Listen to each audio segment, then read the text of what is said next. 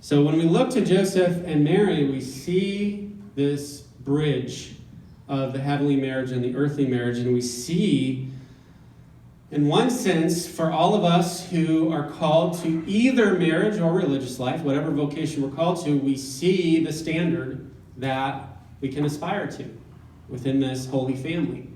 And it is an attainable standard. I mean, that's the John Paul II keeps saying this a lot. I mean, so many times we get almost deceived, even by sometimes, unfortunately, people who are Christian, to think that we can never be a saint. We can never achieve this. That's why I love Matthew Kelly in his book, The Greatest Lie of Christianity. If you've ever heard of that book, he came out with it a year or two ago.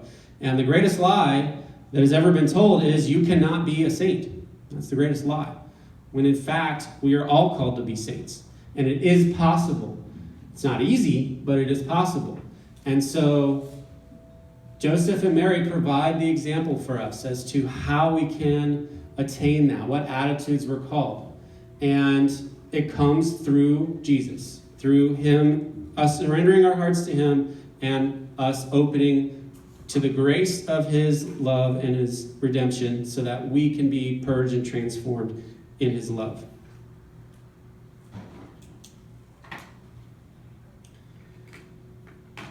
Now, a celibate person, and here's some critical points here.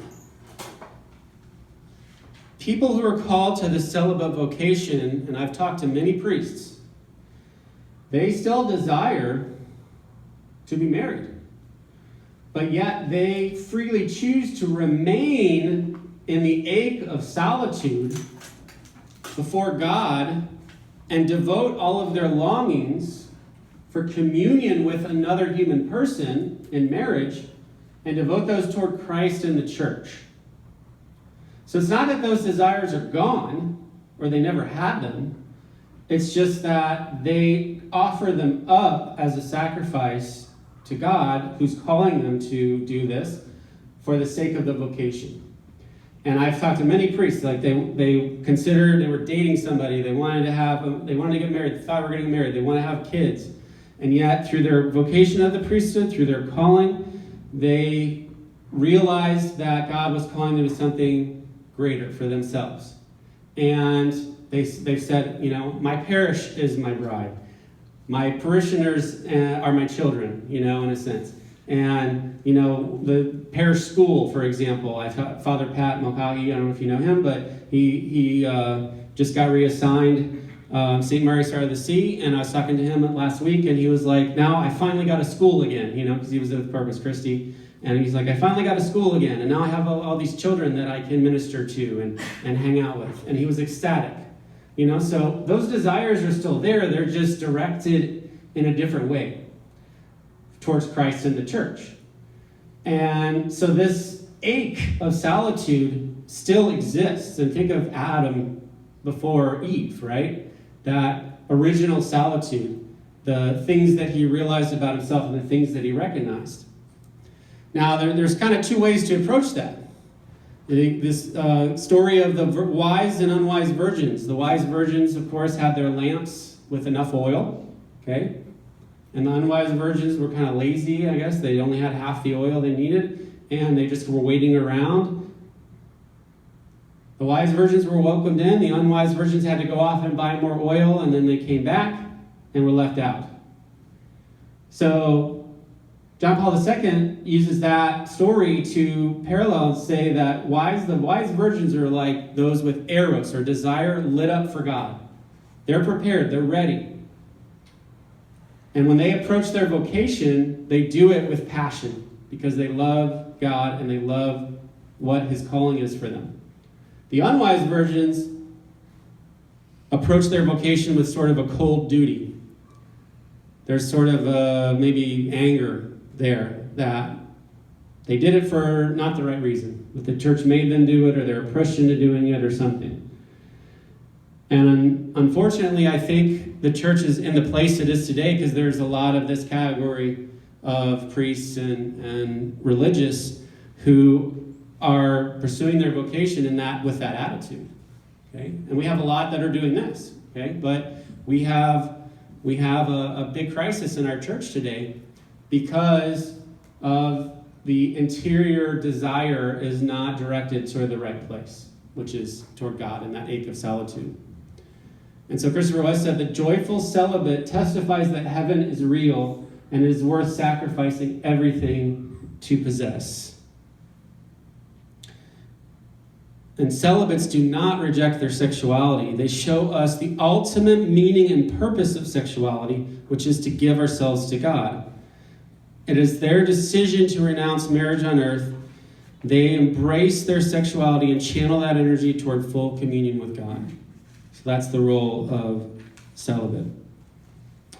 And if you look at quote 8, when Christ speaks in the case about making oneself a eunuch, he does not even attempt to hide the travail that such a decision and its long-lasting consequences can have for man, for the normal and noble inclinations of his nature.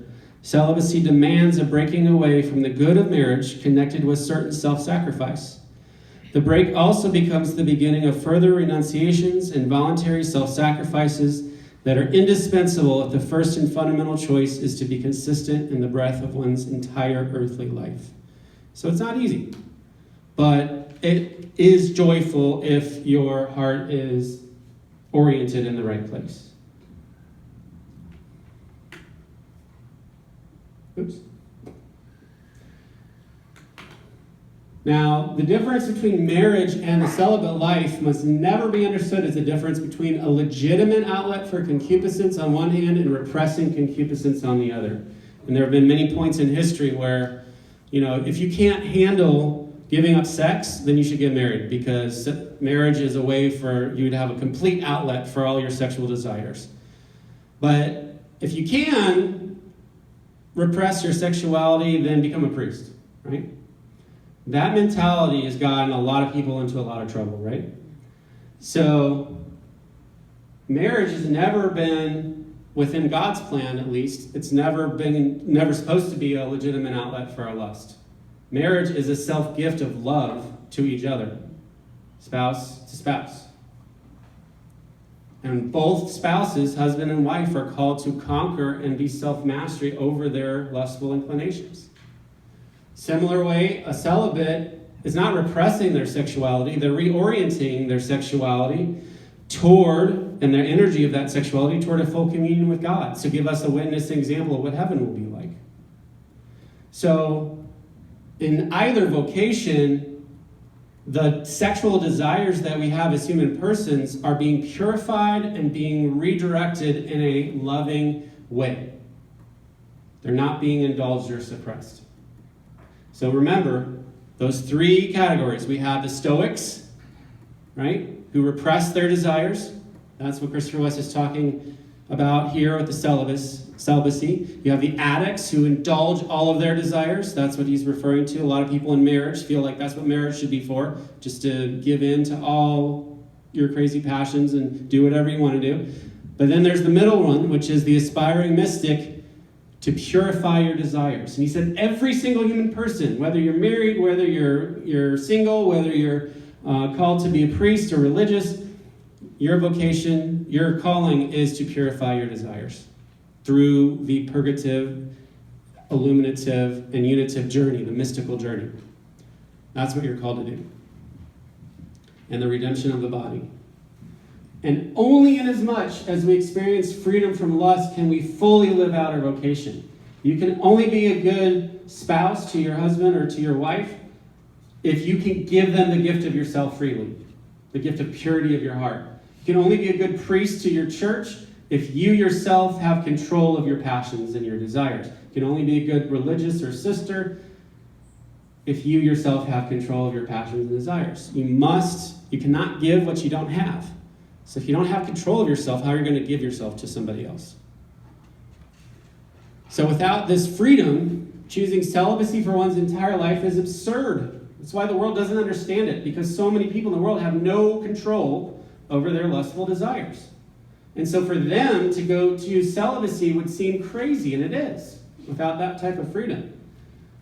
But with this freedom, not only is it become possible, it becomes quite attractive. Because you're channeling your desires straight to heaven. And you're uniting heaven and earth. And there's nothing greater than that.